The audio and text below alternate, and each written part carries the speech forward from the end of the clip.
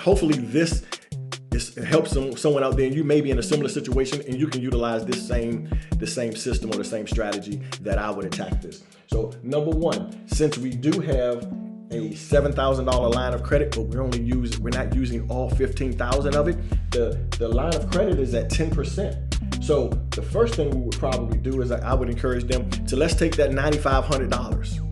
Let's take that $9,500, where you can take 8,000 of it because you already have a $7,000 line of credit. Let's take $8,000 of that line of that credit card, which is at 24%, and let's put it on the line of credit at 10%. That just simply makes sense, doesn't it? We're saving 14% just by moving a debt from the credit card over to the line of credit. Simply makes sense, correct?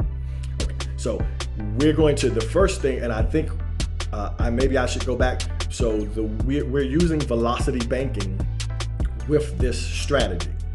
And the strategy is we're going to utilize this line of credit and the income of $84.25. So now we've eliminated down to $1,500 this line of credit at 24%. So we still have $1,500 more.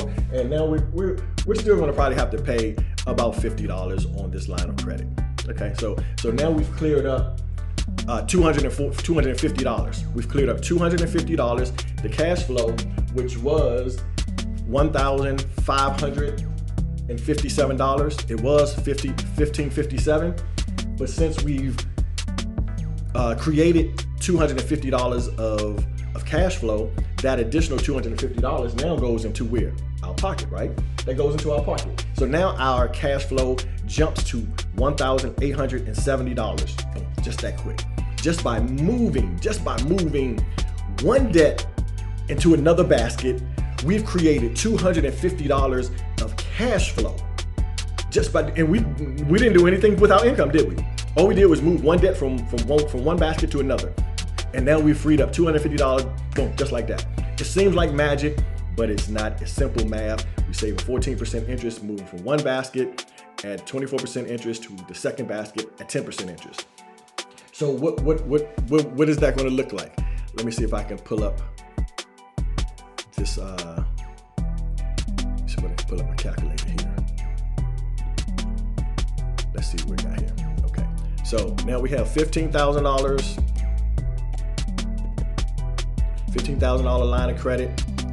Our debts would be $39.73. Our debts would be $39.73. Expenses still would be $21.50. Miscellaneous is still $500. Let's see what that gets us. So what we would do is, with this $15,000 line of credit, we would dump our income. We would put our income into the line of credit. This $8,000, and that would reduce our $15,000 line of credit, and that would bring it down. Let me just do some quick math.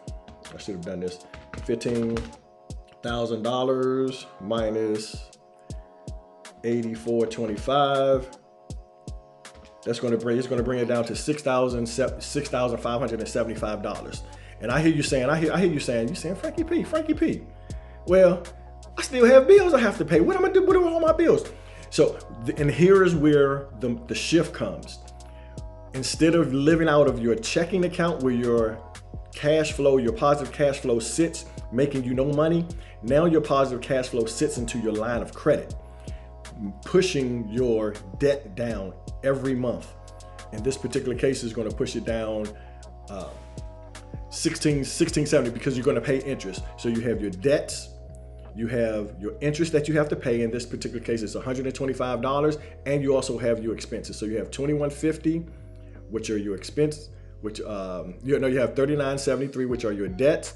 You have your interest, $125, and you have your expenses, which are $21.50, plus your miscellaneous. That's going to give you a cash flow of $16.70, but that will bring your balance down to $13.23 in the first month. The second month, we put our $84.25 in. We have to pay our debts. I call them the dies. Our debts, which is $39.73 continuously. Our interest was only $111. Our interest went down because with the home equity line of, well, with the line of credit. This is not a home equity line of credit. And the reason is because he had a home he refinanced his mortgage about 2 years ago just to do some work around the house. So he has about 28 years remaining on his mortgage. But we're tackling the debt, and then we will attack the mortgage secondly. So now his interest is only $111 this month, which brings the balance down from the second month, $1123. The third month, $84.25 goes in. Our expenses come out, which is $6,623 every month to pay our bills, our debts, our interest, and our expenses. That brings us down after the third month to $9,000. The fourth month, same thing, $84.25 goes in. The debts are paid, the interest are paid, the interest and the expenses are paid. That brings us down to $82.70. It's like halfway. The line of credit is almost sliced in half in just 4 months. If we continue this trajectory, as you can see, the first portion will be paid off in 9 months. You can watch the full episode or subscribe to our YouTube channel at www.bs4entrepreneurs.com.